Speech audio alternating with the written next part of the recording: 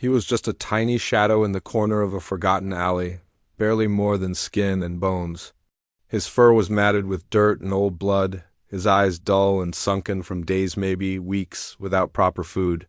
Most people passed him without a second glance, assuming he was just another stray destined to fade away unnoticed. He didn't bark, he didn't beg. He had long given up. The world had already turned its back on him, and he had accepted it. Until one day, a stranger knelt beside him, not with fear or disgust, but with quiet, steady kindness. She didn't speak, but the warmth of her hands told him what words never could. Someone saw him. Someone cared. The woman was on her way to work when she spotted him huddled against the dumpster. At first, she walked past like everyone else, but something pulled her back. Maybe it was the way he didn't flinch when a car honked nearby. Or maybe it was the way he looked at her, not with hope, but with a kind of sad understanding that most would never notice. She returned minutes later with a blanket, a bottle of water, and a small packet of food from the corner store. She didn't try to force anything. She just sat there, a few feet away, letting him know he wasn't alone. It took hours for him to crawl toward her. Each step was hesitant, every movement filled with pain and mistrust. But something in her presence was different.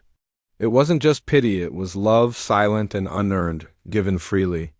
When his frail body finally collapsed against her legs, she didn't push him away. She wrapped him in the blanket, whispered softly, and called for help.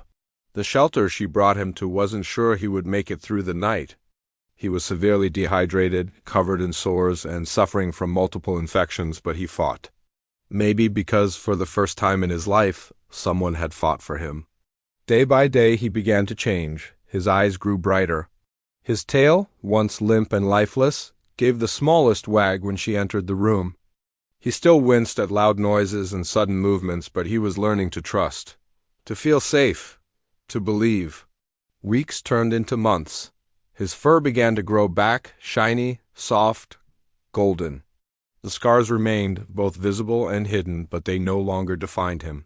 He learned how to play, how to accept belly rubs without fear. He would follow her around the room, not because he was afraid to be left behind, but because he had found his person, the one who didn't walk past, the one who stopped, the one who changed everything. She named him Lucky, not because his life had been easy, but because he had survived when he shouldn't have. And because, in the end, love had found him. A love that came from a stranger who refused to let one more soul be forgotten. Today, Lucky runs across grassy fields with other rescues, chasing butterflies and barking at clouds. His eyes are bright, his heart full. No one who sees him now would believe he was once moments away from death. He sleeps in a warm bed, not on cold pavement. He eats from a bowl placed by gentle hands, not scraps from a trash can. He's home. And every time she looks at him, she's reminded that sometimes the smallest act of kindness can rewrite an entire life. Because sometimes being seen really seen is all it takes. One moment, one decision, one person who cares. He was left to die, until one stranger changed everything.